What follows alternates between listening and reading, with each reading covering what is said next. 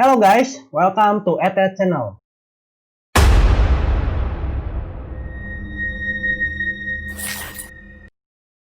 Di video kali ini, gue mau bahas tentang salah satu pembunuh paling produktif di Amerika Serikat yang bernama Samuel Little. Kenapa dia bisa dibilang seorang pembunuh paling produktif? Samuel Little ini mengaku udah ngebunuh 93 orang dalam kurun waktu 25 tahun. Berarti kalau kita hitung rata-rata si Little ini udah ngebunuh 4 orang setiap tahunnya.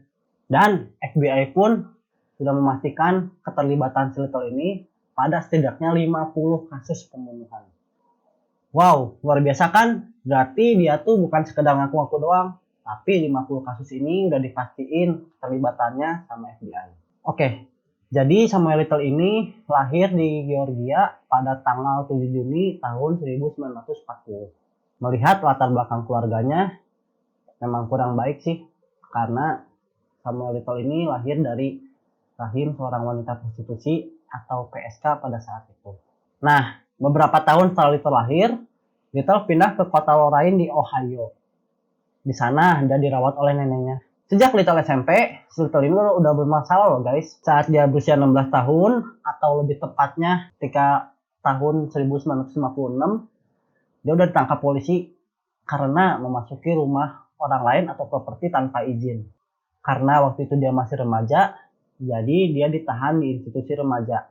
Gak berselang lama kemudian, emang gak ada kapoknya ini orang. Di tahun 1961, Little harus kembali ke dalam penjara selama 3 tahun karena membobol toko furnitur di kota tempat dia tinggal, yaitu Lorain. Ketika dia bebas dari penjara pada tahun 1964, saat Little mulai banyak dewasa, Little memutuskan untuk pindah ke Florida dan tinggal bersama ibunya. Di sana, Little bekerja sebagai pekerja kuburan dan tugas ambulan. Setelah itu, Little kembali berulah dan terus berulah. Dari tahun 1967 sampai dengan tahun 1975, Little sudah ditangkap 26 kali di 11 negara bagian dengan kasus yang berbeda-beda. Mulai dari mengemudi saat mabuk, pencurian, perampokan, penyerangan, dan bahkan sampai pemerkosaan. Lama tidak terdengar, Little kembali ditangkap pada tahun 1982 di Pascagoula, Mississippi. Dia didakwa atas kasus pembunuhan Melinda Rose, wanita berusia 22 tahun yang dikabarkan hilang pada bulan September. Dan di saat itu juga Little harus dipindahkan ke Florida untuk kasus yang sama. Korbannya bernama Patricia Enmon yang mayatnya ditemukan pada bulan September itu juga. Namun, karena kurangnya bukti, Little pun akhirnya dibebaskan. Tidak berselang lama kemudian, pada tahun 1984, Little pun harus kembali ditangkap karena kasus penculikan dan percobaan pembunuhan terhadap Laurea Barros, wanita berusia 22 tahun. Namun, sang korban untungnya berhasil selamat. Di tahun yang sama, yaitu tahun 1984, Little harus dipenjara lagi 2,5 tahun karena tertangkap oleh polisi di lokasi yang sama saat Little mencoba melakukan percobaan pembunuhan terhadap Laurea Barros. Akhirnya, pada tanggal 5 September 2012, Little ditangkap untuk yang terakhir kalinya di penampungan tunawisma Louisville, Kentucky atas kasus narkoba dan dikirim ke California. Dan disinilah mulai terkuak semua kejahatan pembunuhan si Little.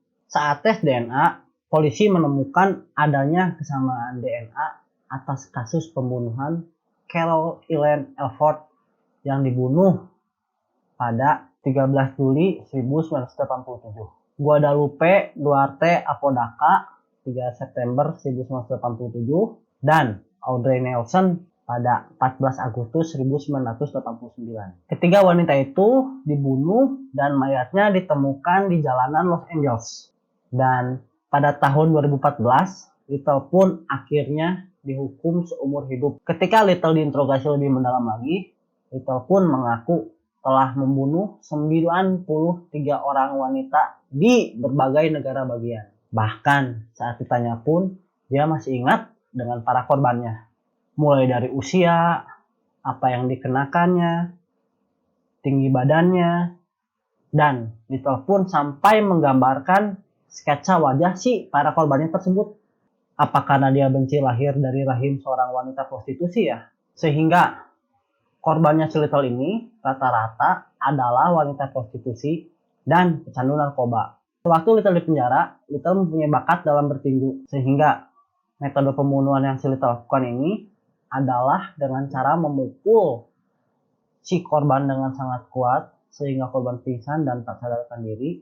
Lalu Little pun mencekik korbannya hingga tewas. Pelajaran berharga yang dapat kita petik dari kejadian si Little ini adalah pentingnya peran orang tua dalam mendidik setiap anaknya agar anak tersebut bisa menjadi anak yang baik. Oke guys, sampai sini dulu untuk video kali ini. Jangan lupa untuk like, comment, and subscribe ya guys. And see you in the next video. Bye bye.